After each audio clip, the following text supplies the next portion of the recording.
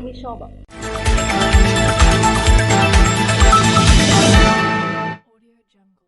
శోకసంద్రంలో అచ్చెన్నాయుడు మాతృమూర్తి అంతిమయాత్ర జనసంద్రంగా మారిన నిమ్మాడ. సోమవారం శ్రీకాకుళం జిల్లా కోడబొమ్మాళి మండలం నిమ్మాడ గ్రామంలో తెలుగుదేశం పార్టీ రాష్ట్ర అధ్యక్షులు కింజరాపు అచ్చెన్నాయుడు తల్లి కళావతమ్మ అనారోగ్యంతో ఆదివారం నాడు మరణించారు. ఆమె భౌతిక కాయానికి సోమవారం నిమ్మాడలో కుటుంబ సభ్యుల ఆధ్వర్యంలో అంత్యక్రియలు నిర్వహించారు. శోకసంద్రం మధ్య అచ్చెన్నాయుడు తల్లి కళావతమ్మ భౌతిక కాయాన్ని గ్రామ పురవీధుల్లో ఊరేగించారు.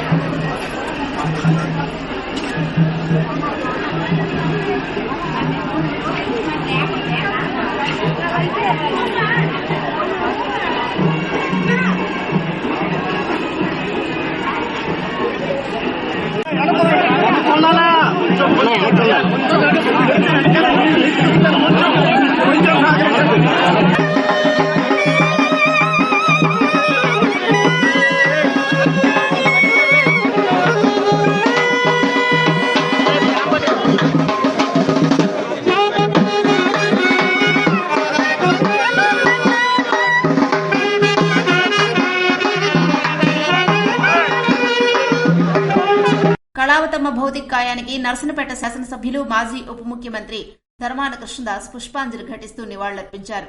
కళావతమ్మ మరణ వార్త విని టెక్కలి నియోజకవర్గ ప్రజలంతా నిమ్మాడ స్వగ్రామానికి చేరుకుని అచ్చెన్నాయుడు తల్లి భౌతిక కాయానికి నివాళులర్పించారు. కింజరాపు కుటుంబ సభ్యులకు ప్రగాఢ సానుభూతి తెలియజేశారు. ఎట్టకేలకు నర్సనపేట కంబకాయ రోడ్డు విస్తరణ పనులు ప్రారంభం.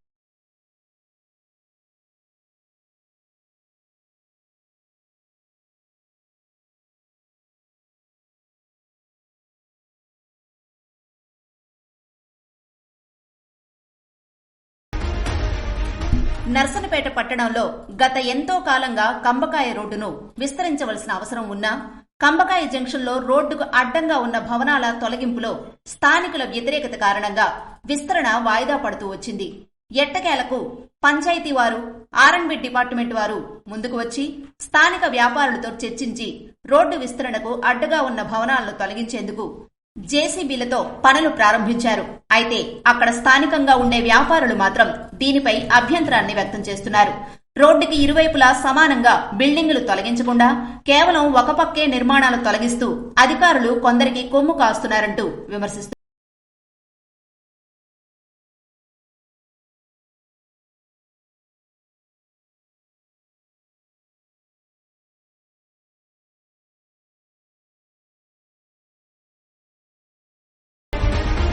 స్థానిక వ్యాపారి పొట్నూరు రమణయ్యరాజు ఎస్ఎస్ న్యూస్ తో మాట్లాడుతూ అధికారులు పాలకులు ఎటువంటి పక్షపాతం వహించకుండా విస్తరణ పనులు సక్రమంగా జరిగేలా చూడాలని, గతంలో 10 అడుగుల వరకు తొలగిస్తామని తెలియజేసి ఇప్పుడు 13 అడుగుల వరకు తొలగించారని, కనీసం మాకు మేముగా తొలగించేందుకు అవకాశం కూడా ఇవ్వలేదని వారు వాపోయారు. అయితే స్థానికులు మాత్రం విస్తరణ పనులు ఎప్పటికి పూర్తి చేస్తారో అని ఎదురు చూస్తున్నారు. 3 అడుగులు 10 అడుగులు అటుపక్క 10 అడుగులని తీసి ఒక సైడే బుల్టేజ్ కొట్టేసి ఒక సైడ్ వదిలేసి మాకు అందరూ ఎక్కడో పెద్ద మనుషులు ఊరు ప్రెసిడెంట్ అందరూ కలిపి 2 పైపులు తీస్తే మీ వైపు తీస్తామో లేకపోతే తీయమని అన్నారు.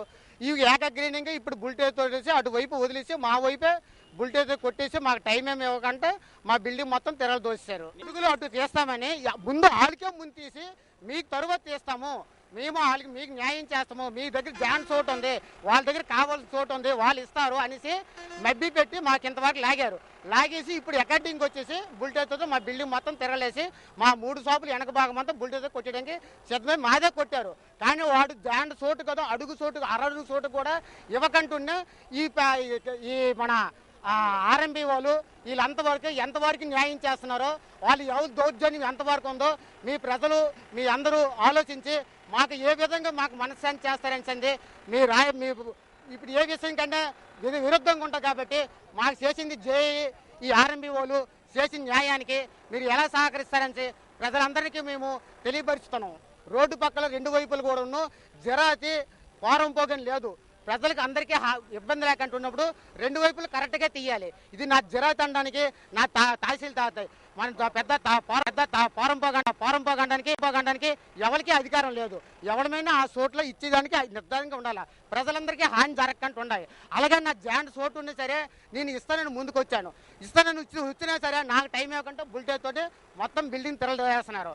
వాళ్ళు అలాగే ఉంచారు. మిషన్తో వాళ్ళు కొట్టినట్టుగా మబ్బి చేస్తున్నారు. 10 రోజులు పోతే మా దుక్క రోడ్డు వేసి ప్రజలకి అందరికీ మేలు చేసినట్టు చూపించేస్తున్నారు. ఇలాగే ఎంతవరకు న్యాయం జరుగుతుందని ప్రజలందరూ సహకరించి ఈ ఒక్క దౌర్జన్యం ఆర్ఎంబీఓలకి దౌర్జన్యమైన ప్రభుత్వ ప్రజల్ని ఎలా న్యాయం చేస్తారో ప్రజలు తీర్మానం ఇవ్వాలని మరీ కోరుకుంటున్నాను. మధ్యరావుడిపేట రేగడి జంక్షన్ వద్ద మద్యం బాటిళ్లు స్వాధీనం చేసుకున్న పోలీసులు. విజయనగరం జిల్లా రాజాం నియోజకవర్గం రేగడి మండలం మధ్యరావుడిపేట జంక్షన్ వద్ద ఓ వ్యక్తి అక్రమంగా మద్యం విక్రయిస్తుండగా పట్టుబడ్డాడని, ఆ వ్యక్తిపై కేసు నమోదు చేయడం జరిగిందని స్థానిక ఎస్ఐ ఈ శ్రీనివాస్ తెలిపారు. వివరాల్లోకి వెళితే మధ్యరావుడిపేట జంక్షన్ వద్ద ఓ వ్యక్తి మద్యం విక్రయిస్తుండగా పట్టుబడ్డాడని, అతని వద్ద నుండి 29 మద్యం బాటిళ్లు స్వాధీనం చేసుకున్నామని తెలిపారు. ఆ వ్యక్తిని అరెస్టు చేసి రిమాండ్ నిమిత్తం రాజాం కోర్టుకు తరలించనున్నట్లు తెలిపారు. ఎస్ఐ శ్రీనివాస్ తో పాటు head constable Srinu, constable Shiva ఉన్నారు. అచ్చెన్నాయుడిని పరామర్శించిన ధర్మాన కృష్ణదాస్. కింజరాపు అచ్చెన్నాయుడు తన మాతృమూర్తికి సోమవారం దహన సంస్కారాలు నిర్వహించారు. నర్సనపేట వైఎస్ఆర్సీపీ నాయకులు ధర్మాన కృష్ణదాస్ ఈ కార్యక్రమంలో పాల్గొని తన ప్రగాఢ సానుభూతిని తెలియజేశారు. అంతిమయాత్రలో కింజరాపు రామ్మోహన్ నాయుడు, భగ్గు రమణమూర్తి, శ్రీకాకుళం తేదేపా నాయకులు గొండు శంకర్, కొడబొమ్మళ్లి తేదేపా నాయకులు బోయిన రమేష్, టెక్కలి మండల అధ్యక్షులు భగాది శేషగిరిరావు, పలువురు నాయకులు, కార్యకర్తలు, గ్రామస్తులు పాల్గొన్నారు. శ్రీ సూర్యనారాయణ స్వామివారి దేవస్థానంలో కోలాటం బృందం వారిచే కోలాటం కార్యక్రమాన్ని నిర్వహించారు. ప్రత్యక్ష దైవం ఆరోగ్య ప్రదాత శ్రీ సూర్యనారాయణ స్వామివారి దేవస్థానంలో ఆదివారం ధర్మపదంలో భాగంగా ఆలయ ప్రధాన అర్చకులు ఇప్పిలి శంకర శర్మ ఆధ్వర్యంలో ఆలయ మండపంలో హిరమండలం వాస్తవ్యులు రామా సత్యనారాయణ కోలాట బృందం వారిచే కోలాట కార్యక్రమాన్ని నిర్వహించారని ఆలయ ఈవో ఎస్ చంద్రశేఖర్ తెలిపారు.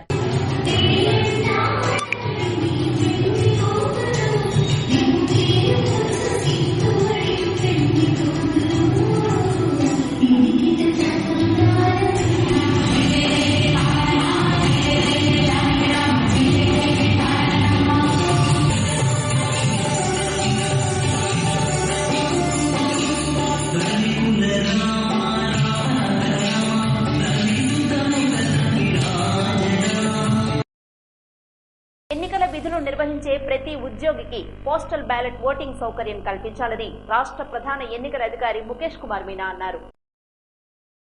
ఎన్నికల్లో విధులు నిర్వహించే ప్రతి ఉద్యోగికి పోస్టల్ బ్యాలెట్ సదుపాయం కల్పించాలని, అందుకు తగ్గ ప్రణాళికను త్వరితగతిన పూర్తి చేయాలని రాష్ట్ర ముఖ్య ఎన్నికల నిర్వహణాధికారి ముఖేష్ కుమార్ మీనా స్పష్టం చేశారు.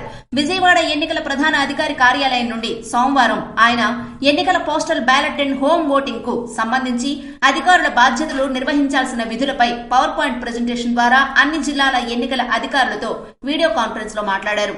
పవర్ పాయింట్ ప్రెజెంటేషన్ లోని పలు అంశాలను పోస్టల్ బ్యాలెట్, హోమ్ ఓటింగ్ కు సంబంధించి ఏప్రిల్ మరియు మే మాసాల్లో తేదీల వారీగా నిర్వహించాల్సిన కార్యక్రమాలను, ఎన్నికల విధులు నిర్వహించే ఉద్యోగులు, పోలీసులు, ఇతర సిబ్బందికి పోస్టల్ బ్యాలెట్ సౌకర్యాలు కల్పించడం, అందుకు అవసరమైన ఫెసిలిటేషన్ సెంటర్ల ఏర్పాటు తదితర అంశాలను ఆయన వివరించారు.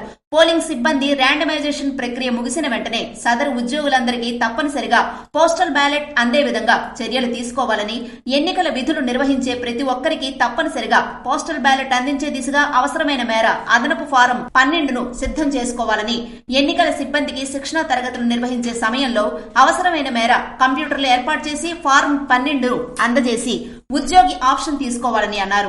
ప్రతి జిల్లాలో ఉద్యోగుల నుంచి ఫారం 12 తీసుకుని ఆన్లైన్లో నమోదు చేసేందుకు ఒక ప్రత్యేక అధికారిని కేటాయించాలని, ఆన్లైన్లో నమోదు చేసిన ఫారం 12 సంబంధిత పార్లమెంటు నియోజకవర్గ రిటర్నింగ్ అధికారుల వద్దకు వెళతాయని అన్నారు. ఈ వీడియో కాన్ఫరెన్స్ లో జిల్లా నుంచి joint collector M Naveen, DRO M Ganapathirao, RDO CH Rangaiah తదితరులు పాల్గొన్నారు. శ్రీకాకుళం జిల్లా చిన్నబాడంలో ఘనంగా గాలిగోపురం ప్రతిష్ఠా కార్యక్రమాలు.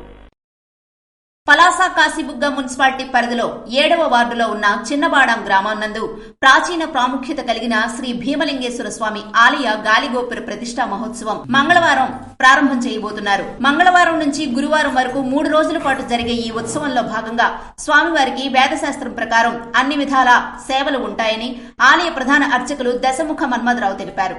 శ్రీకాకుళం జిల్లా పలాస కాశీబుగ్గ మున్సిపాలిటీలో గల 7వ వార్డులో చిన్నబాడాం గ్రామం వెలిసి ఉన్న శ్రీ శ్రీ భీమలింగేశ్వర స్వామి దేవాలయం మున్సిపాలిటీ అర్చకుడు నేను దశముఖ మన్మథస్వామి.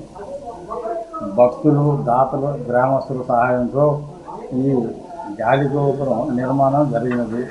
2, 3, 4 తేదీల్లో పూజా కార్యక్రమం జరిగి 4వ తేదీన గాలిగోపురం ప్రతిష్ఠా కార్యక్రమం జరిగిన. గాలిగోపురం పూర్ణ కుంభాలు ఉదయం 9:06 నిమిషాలకు ప్రదర్శింపబడినాం. మధ్యాహ్నం 12 గంటల నుండి అన్నప్రసాద కార్యక్రమం కలదు. భక్తులందరూ వచ్చి ఈ తీర్థ స్వీకారాలు శ్రీ భీమలింగేశ్వర స్వామి తాలూకా తీర్థ ప్రసాదాలు స్వీకరించగలని ఆశిస్తున్నాం. కార్యక్రమంలో నాగరాజు, శ్రవణ్ కుమార్ తదితరులు పాల్గొన్నారు. ఇవి ఈనాటి వార్తలు. మరిన్ని వార్తలతో మళ్ళీ కలుద్దాం. చూస్తూనే ఉండండి SS న్యూస్.